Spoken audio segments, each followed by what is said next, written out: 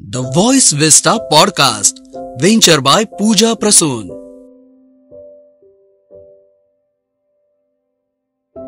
The Voice Vista, venture by Pooja Prasoon presents Inspiring Lives, एक अनोखा podcast show जहां हम आपके लिए लेकर आते हैं प्रेरणादायक कहानियां जो जीवन में पॉजिटिविटी और ट्रांसफॉर्मेशन का इम्पैक्ट दर्शाती है। आज की हमारी खास मेहमान है दीपाली जी गुलवे, एक ऐसी होम बेकर जिन्होंने न सिर्फ बेकिंग को एक शौक की तरह अपनाया बल्कि इसे अपनी पहचान बना लिया।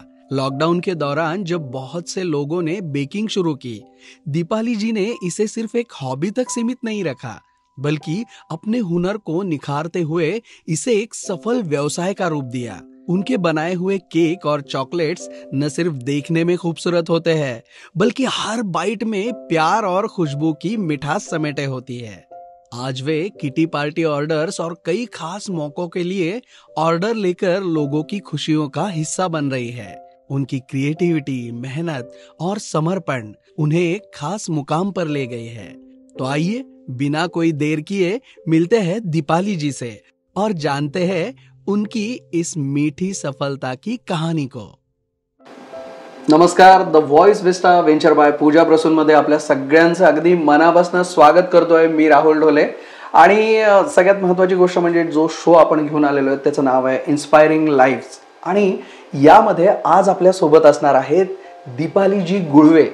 तर ह्या कशामध्ये काम करतात तर सगळ्यांची जी खाण्याची आवडती गोष्ट असते, लहान मुलांपासून अगदी आबालवृद्धांपर्यंत ज्याला आपण म्हणतो केक्स, चॉकलेट्स, म्हणजे सेलिब्रेशन करताना ज्याही गोष्टी लागतात त्या सगळ्या गोष्टी त्या बनवतात। सो आपण मंचावरती स्वागत करूयात आपल्या इन्स्पायरिंग लाईव्स मध्ये दीपाली जी गुळवे यांचं। दीपाली जी, स्थानापन्न खूप खूप मनापासून स्वागत आहे तुमचं आमच्या शो मध्ये। आणि मला खरं तर सुरुवातच इथून करायला आवडेल कारण इंट्रोडक्शन मध्ये आपण ऐकलं की तुम्ही खूप काय काय बनवता। सो आपण त्या प्रवासाची सुरुवातच जर मूळ गाभ्यालाच हात घालूयात की कुठून आलं हे, म्हणजे बेकिंग करावं असं वाटलं कधीपासून आणि सगळ्यात महत्त्वाचं म्हणजे जी आवड आहे तर ती बिझनेस मध्ये किंवा व्यवसायामध्ये कशी काय रूपांतरित झाली? खरं तर मला ही इन्स्पायर मी माझ्या आई वडिलांकडूनच झालेली की माझ्या वडिलांचा मेसचा व्यवसाय होता आणि व्यवसाय असल्यामुळे ते नेहमीच डोळ्यासमोर असले, कुकिंग हा नेहमीच डोळ्यासमोर होता। पण आपल्याला काहीतरी करायचंय पण ते कशात करायचं हे आपल्याला काही नक्की नव्हतं। ओके। तर मग असंच शिक्षण करता करता इतर क्लासेस पण मी केलेले, रांगोळी, व्हिडिओ शूटिंग वगैरे सगळे क्लासेस झालेत माझे। पण मी केकचा क्लास हा काही प्रॉपर केलेला नाही, पण ते एक आवड म्हणूनच निर्माण झालेली आहे। तर खरी सुरुवात माझी लॉकडाऊन मध्येच झालेली खरं सांगायचं तर। लॉकडाऊनने आपल्याला खूप चांगले चांगले कलाकार दिले ना, हे मात्र खरं आहे नक्कीच। तर लॉकडाऊन मध्ये म्हणजे कसं, इतर वेळेस आपल्याला भरपूर कामं असतात, वेळेवर सगळ्यांचे डबे द्यायचे, आपली सगळी रोजची रुटीनची कामं झाली पाहिजे, पण लॉकडाऊन मध्ये बराचसा वेळ आपल्याला मिळत होता। तर वेळ मिळाल्यामुळे ना तर टीव्ही सिरियल्स पण तेव्हा बंद असायचे आणि रिपीट टेलिकास्ट, त्यामुळे आपल्याला तेच बघून पण कंटाळा आला होता। मग एकत्र फॅमिली भरपूर वेळ मिळत होता, मग आम्ही एकत्र बसून मोबाईल बघायचो। तर मोबाईल आणि लॉकडाऊन असल्यामुळे बाहेरचं काही फूड खायला मुलांना मिळत नव्हतं आणि मोबाईल बघता बघता आपल्याला रेसिपी आली एक समोस्यांची। तर लहान मुलगी म्हणाली, मम्मी रोज भाजीपोळी खाऊन कंटाळा आलाय मला, तू काहीतरी नवीन बनव। ठीक आहे म्हटलं, आता मुलीने आवाज दिला म्हटलं म्हणजे आपल्याला त्याला हाक देणे साहजिकच आहे। तर मी त्याच्यासाठी ट्राय केले आणि ते समोसे अतिशय उत्तम प्रकारे झाले आणि आमची जॉईंट फॅमिली असल्यामुळे सगळ्यांकडनं मला त्याची कौतुकाची थाप मिळाली आणि आपल्याला काय 2 शब्द प्रेमाचे मिळाल्यानंतर हे खूपच भाग्य असतं। आणि मग तिथून मग मी ते समोसे बनवले, सगळ्यांना आवडले ते। तर मग असं झालं की रोजचं रुटीनच झालं ते, मम्मी रवी काहीतरी बनव म्हणून। तर डेली एक नवीन पदार्थ बनवायची। पण मग असं करता करता एक दिवस केकचा व्हिडिओ आला, रेसिपी। तर मग मुलगी म्हणाली, मम्मी केक बनवून बघ। म्हटलं ठीक आहे चालेल, म्हटलं आता बेकिंग तर मी कधी केलेलीच नव्हती, पण मुलीच्या आनंदासाठी म्हटलं आपण ट्राय तर करू म्हटलं। आणि सामान तर आपलं सगळं घरात होतच, मैदा वगैरे सोडा ते होतच, म्हटलं करून बघू। तर मी सर्वात प्रथम गव्हाच्या पिठाचा केकचा बेस बनवला। अरे बापरे, म्हणजे जनरली जसं होतच नाही की गव्हाच्या पिठाचा बेस बनतच नाही, म्हणजे बेकरीमध्ये आदर्श नाही बनत, पण मग मी बघितला आणि बनवून बघितला तर तो अतिशय उत्तम प्रकारे झाला आणि मेन म्हणजे तो आपल्या हेल्थसाठी चांगला आहे। एक्झॅक्टली। तर मग तो खूप छान प्रकारे बनला।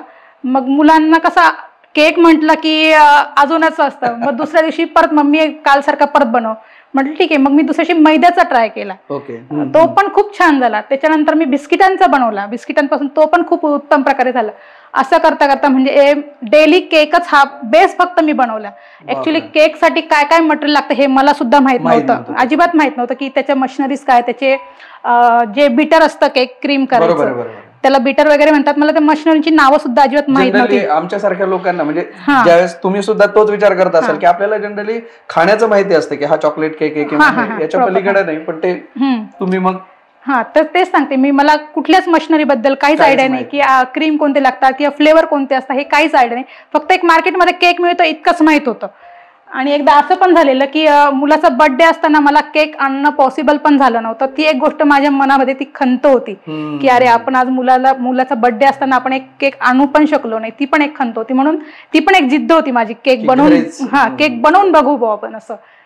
तर मग हळूहळू मग केकचे बेस छान झाले, जमायला लागले. तर मुलगा म्हणे की मम्मी क्रीमचा केक बनवून बघ ना म्हणे, क्रीमचा. वेगवेगळ्या व्हरायटीज. तर ही क्रीम मार्केटमध्ये मिळते हे पण मला अजिबात माहित नव्हतं. तर मी काय केलं, 2-3 दिवस दुधावरची जी साय असायची ती साचून ठेवली. प्रयोग करून बघायला हवे. मग ती म्हटलं आता कसं काय क्रीम काय मिळते काय नाही ते मला काय आयडिया नाही. म्हटलं पण आपलं किचन मध्ये असलेलं नॉलेज थोडंसं वापरलं. म्हटलं ठीक आहे. मग साय वापरली मी, ती साठवून ठेवली आणि बर्फ करून ठेवायची फ्रीजमध्ये. मग खाली बर्फ आणि वरती ती साय, तर ती फेटायची खूप. तर मशिनरी पण आपल्याला माहित नव्हती ना काय होती तिथं, ती फेटायची ती मी साय. तर ती काही पटकन होत नव्हती. मग कधी कधी मुलगा मुलगी आणि हे आम्ही चौघं मिळून ती 1 तास खायचा सर्वांनाच होता ना, तर मग सगळ्यांनी मेहनत. तर मग ती क्रीम फेटत म्हणजे कम्प्लीट 1 तास तरी लागायचा. मग सगळ्यांनी थोडा वेळ फेटायची, मग ती सेट व्हायला ठेवायची. असं करत मग तो थोडासा क्रीमपणा आला त्याला. तर नंतर आणखीन व्हिडिओ सर्च केल्यानंतर मग ते समजलं आपल्याला की मार्केटमध्ये हा जो बनवण्याचा प्रवास आहे तो मग व्यावसायिकतेत म्हणजे लोकांच्या कशा काय डिमांड यायला लागल्या? तर ते सांगते. मग आपलं प्रोफेशनल केक थोडंसं झालं. मग मला अजून व्हिडिओ सर्च केल्यानंतर मग काय काय साहित्य लागतात त्याची माहिती मिळाली. तर एक दिवस असाच मग माझ्या भाऊजाईचा बर्थडे होता आणि भावाने पण तो केक छानपणे हे केला, टेस्ट केला होता. तर मग तो म्हणे की तुला एवढं छान फ्लेवर जमताय, टेस्ट येते छान, मग तू प्रोफेशनल का करत नाही? आता लॉकडाऊन म्हटलं म्हणजे सगळ्या गोष्टी होत्या पण आपल्याला पैशांचं सोंग आणता येत नाही. बरोबर की नाही? लॉकडाऊन म्हणजे त्यावेळेस समस्या इतकी कठीण होती. तर ठीक आहे. मग त्या ठिकाणी मला भावाची आणि वडिलांची खूप आठवण आली. म्हणजे भावाने ती मला आठवण करून पण दिली आणि उणीव पण भासून नाही दिली असं सांगायचं. तर मी सांगू शकले नाही की माझ्याकडे पैसे नाही, हे मी सांगू शकले नाही. पण हे भावाने कळालं. म्हणजे आई वडिलांना कसं कळतं की आपल्या मुलाला काय पाहिजे, तसं माझ्या भावाला समजलं. घरी गेल्यानंतर त्यांनी मला फोन पे केले. 5,000 रुपये त्यांनी अमाऊंट टाकली मला आणि त्यांनी असं सांगितलं ठीक आहे तुला काय मटेरियल लागेल ते तू घेऊन ये. तर त्या 5,000 मधनं मी फक्त 2 ते 2,500 मटेरियल आणलं, बीटर आणलं, मशीन आणलं आणि तिथून पुढे मग मी केक बनवायला सुरुवात केली. एक केक घरीच बनवून बघितला आणि तो छान झाला. तर माझ्या मते माझ्या मुलाच्या मित्रांचा बर्थडे होता. तर मम्मी म्हणे तुझ्याकडे सामान आहे अवेलेबल आणि माझ्या मित्राचा पण बर्थडे, तर तू एक केक मला बनवून दे. म्हटलं ठीक आहे काही हरकत नाही, म्हटलं देईल बनवून. तर त्या दिवशी म्हणजे त्याचे जवळ 8 ते 10 मित्र होते, त्यांना तो केक बनवून दिला मी. त्यांनी त्या सर्व मुलांना तो केक इतका आवडला, खूप आवडला. त्यांनी सगळ्यांनी कौतुक केले आणि माझ्या मते तो डिसेंबरचा शेवटचाच तारीख होती. बरोबर मला चांगलं आठवतंय. डिसेंबर महिन्याची शेवटची तारीख होती आणि जानेवारी लागत होता. तर 16 जानेवारीला माझ्याच मुलाचा बर्थडे होता पहिला. आपण असं म्हणू शकतो की होम बेकर्सची सुरुवातच तिथून झाली. ओके. सो ज्या युनिक रेसिपीज असतात तुमच्याकडे तर त्याच्यावरती तुम्ही कसं काम करता? म्हणजे जसं की एक वेगळ्या रेसिपी की जसं आता तुम्ही सांगितलं की म्हणजे माझ्या ते लक्षात आलं, तो हाच प्रश्न आहे की जसं आधीच्या याच्यात तुम्ही म्हटलात की बऱ्याचदा युट्यूब वरनं वगैरे चेक करता की बऱ्याच पैकी वेगळ्या रेसिपीज असतात. जसं नाही का की मुलगा म्हटला की ह्या टाईपचा केक कर, तर त्या टाईपच्या रेसिपीज तुम्ही करता. सो तो अनुभव कसा असतो तुमचा? तेच सांगते मी, वेगवेगळ्या प्रकारचे रेसिपी म्हणजे फ्लेवर ट्राय केले. मग मुलाला मी तो केक बनवून दिला, त्यांना आवडला. मग मुलाचा बर्थडे असल्या कारणाने ना त्या सर्व मुलांनी मला केकची ऑर्डर दिली. म्हणजे मला पहिल्यांदाच 7 केकची ऑर्डर मिळाली होती त्या मुलांकडनं. आणि म्हणजे मी पण अगदी चकितच झाले. म्हटलं पहिल्याच दिवशी आपल्याला एवढे ऑर्डर मिळाले. आणि मग सगळे फ्लेवरचे मी एक फ्लेवरचे बनवलेत. चॉकलेटचा बनवला, पान फ्लेवरचा बनवला, खूप सारे फ्लेवर बनवले आणि प्रत्येक फ्लेवर वेगवेगळे असल्यामुळे त्यांना सगळ्या फ्लेवरची टेस्ट गेली मुलांना आणि त्याच मुलांनी मग परत त्यांच्याच म्हणजे थोडं अशी माउथ पब्लिसिटी झाली माझी आणि आजही ती चालूच आहे. आणि आता हे जे किटी पार्टीसाठी वगैरे जे तुम्ही ऑर्डर घेता तर त्याच्यामध्ये काय काय ऑफर करता तुम्ही, म्हणजे कोणती स्पेशल रेंज ठेवलेली आहे आपण किटी पार्टी वगैरे ज्यावेळेस महिलांची असते? म्हणजे साधारण आपल्याकडे फ्लेवरनुसार केक असतात. हा, जसं तुम्ही फ्लेवर सांगणार आहे मग आपल्याकडे 400 पासून 500 पासून 1000 पर्यंत सगळे वेगवेगळे फ्लेवरचे केक आहेत आणि डिझाईन नुसार कस्टमाइज केक असतात तसे पण, आणि आपण स्वतः जाऊन तिथे पण डेकोरेट करून देतो. ओके, म्हणजे हे जे आणि सगळ्यात जास्त डिमांड कुठल्या फ्लेवरची असते? सगळ्यात जास्त डिमांड माझ्याकडे रसमलाई केकची डिमांड आहे सगळ्यात जास्त आणि खूप आवडतो, खूप प्रचंड, म्हणजे अगदी 100 मध्ये माझे 70 केक तर रसमलाईचेच असतात. म्हणजे सगळ्यात जास्त आपण म्हणू शकतो की रसमलाई केक सगळ्यात जास्त पॉप्युलर आहे तुमचा.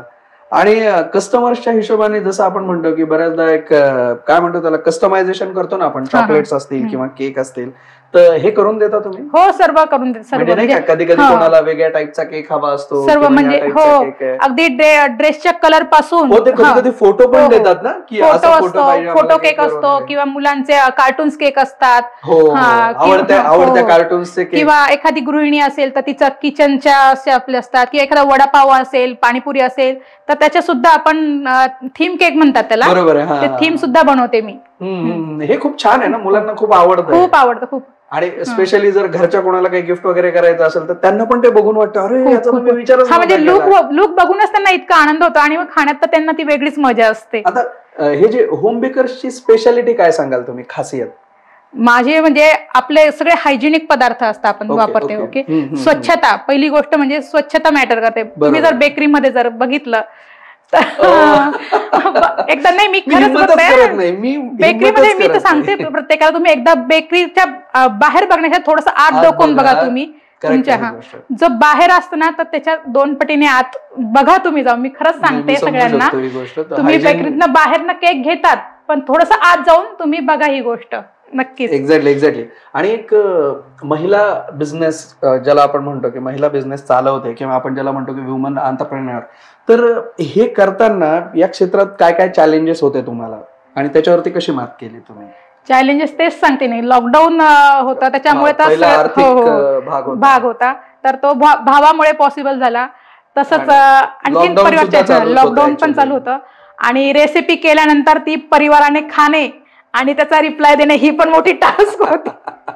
जमताय नाही जमते, पण अगदी खरं प्रामाणिकपणे सांगते, मिस्टरांना खूप आवडायचे माझ्या हातचे. मिस्टरांना म्हणा की मुलीला म्हणा आणि मुलांना सगळ्यांना आवडायचे. खूप प्रयोग केले त्यांच्यावरती, त्यांच्या पोटावर, सगळे सक्सेस झाले. मग ह्या संदर्भातला पुढचा प्रश्न असा आहे की जनरली आता केक म्हणा किंवा हे जे चॉकलेट्स आहेत तर हे कसं असतं की आपण त्याला म्हणतो की थोडासा त्रास होतो वगैरे कधी कधी, तर हेल्दी याच्यामध्ये हेल्दी डेझर्ट लोक पसंत करतात आजकाल. सो शुगर फ्री असेल किंवा मिलेट बेकिंग असं असतं, सो ह्या ऑप्शन्स वर काम करतायत तुम्ही? हो, मी शक्यतो आता माझ्याकडे एक क्लायंट आहे तर ते विगन आहेत, त्यासाठी सुद्धा तुम्ही काम करता. तर ते अगदी म्हणजे त्यांच्यासाठी मला स्पेशल केक बनवावाच लागतो. ते दुधाचे कुठलेच पदार्थ ट्राय, जस्ट आता कालच त्यांची ऑर्डर होती, जवळजवळ 3 किलोची ऑर्डर होती त्यांची. पण तुम्ही त्या सगळ्या गोष्टी कोणाला शुगर फ्री केक हवा असेल, शुगर फ्री पण केक, शुगर फ्री किंवा हेल्दी ज्याला आपण म्हणतो, तर कोणाला बीट पासून पण, आपल्या गव्हाच्या पिठापासून तो पण बनवून देते. हो, क्या बात आहे यार. म्हणजे असावी व्हरायटी तर अशी असावी की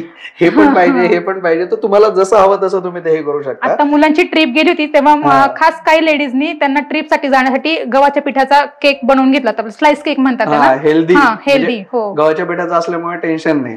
आणि मला ते एक विचारायला आवडेल की म्हणजे असा एखादा खास एक्सपिरियन्स की एखाद्या कस्टमरचा आलेला फीडबॅक म्हणा किंवा एखादी गोष्ट त्यांनी सांगितली जो तुमच्या लक्षात राहिलेला असेल? हो, कस्टमरचे तसे म्हणजे माझे भरपूर कस्टमर आहेत आणि त्याच्यापैकी मी एक नाव घेऊ शकते, आपले सचिन हिवाळे किंवा वैराय कंपनी, भूषण सर, अजून असे सर्वच माझे स्पेशल क्लायंट आहेत. तर एक दिवस काय झालं की मी बाहेर होती आणि त्यांना केकची ऑर्डर द्यायची होती, पण मी बाहेर असल्यामुळे त्यांना मी केक बनवून देऊ शकली नाही. पण अगदी मला आता सांगताना सुद्धा खूप त्यांचे मनापासून आभार पण मानते आणि कौतुक पण वाटतं आणि अंगाला शहारे पण येत आहे की त्यांनी बर्थडे सेलिब्रेट केला बाहेर जाऊन, पण त्यांनी केक बाहेरून आणला नाही. आणि त्यांनी दुसऱ्या दिवशी केक माझ्याकडनं बनवून घेतला आणि तो केक कट केला, म्हणून मी सचिन सरांचे मनापासून आभार मानते. आणि एकदा काय झालेलं, तेच LD सचिन ते बाहेर परदेशात असतात, शक्यतो त्यांचा जॉब बाहेर परदेशात असतो, बहुतेकदा ते बाहेर असतात, तरी ते मला तिथून कॉल करतात. एकदा तर त्यांनी दुबईवरून कॉल केलेला, त्यांच्या मिसेसचा बर्थडे होता, त्यांना सरप्राईज द्यायचा होता आणि स्पेशल थीम केक दिला होता त्यांनी मला. तर त्यांना स्पेशल केक मी बनवून दिला होता. म्हणजे मला सांगायचं असं की माझे क्लायंट इतके असे झालेले परफेक्ट की बाहेर जरी असले दुसरीकडे कुठे जात, पण मला एक अनुभव आला. मी तेव्हापासून काय करायला लागली की आपल्यामुळे कोणाचं नुकसान व्हायला नको. जर मला जर कुठे जायचं असेल तर मी आदल्या दिवशी 2 दिवस आपल्याला जाहिरात देऊन देते की जर कोणाची ऑर्डर असेल ह्या तारखेला तर तुम्ही मला कळवा. आज सुद्धा मी 4 केक बनवून इथे आलेली आहे. क्या बात आहे. तुमच्या भविष्याच्या सगळ्या ज्या योजना आहेत तर त्या मनापासून पूर्ण होत ह्या आमच्या शुभकामना.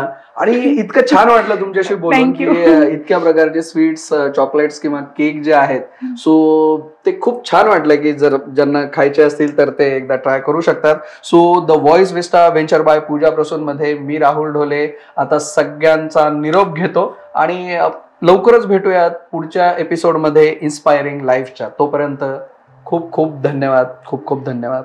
धन्यवाद मॅडम. Okay, thank you. जर तुम्हाला माझ्याकडनं केक घेण्याची इच्छा असेल तर मी तुम्हाला माझा कॉन्टॅक्ट नंबर देते, 730 43 36 730. थँक्यू. नमस्कार. Thank you very much. Okay, thank you for tuning into the voice vista podcast. आप और भी इंटरेस्टिंग शो सुन सकते हैं thevoiceVista.in पर. ये शो कॉन्सेप्चुअलाइज किया है पूजा प्रसून ने, प्रोड्यूस किया है द वॉइस विस्टा ने. गेस्ट कोऑर्डिनेशन में हमारे साथ रही सुनीता जी चौहान. डिजाइन किया है टीम क्रिएटर्स डेन ने. साथ ही एडिटिंग और प्रोडक्शन के लिए धन्यवाद टीम लर्निंग बी को. प्रोमो वॉइस दिया है राहुल ढोले ने. लाइक, फॉलो और सब्सक्राइब करना ना भूलें.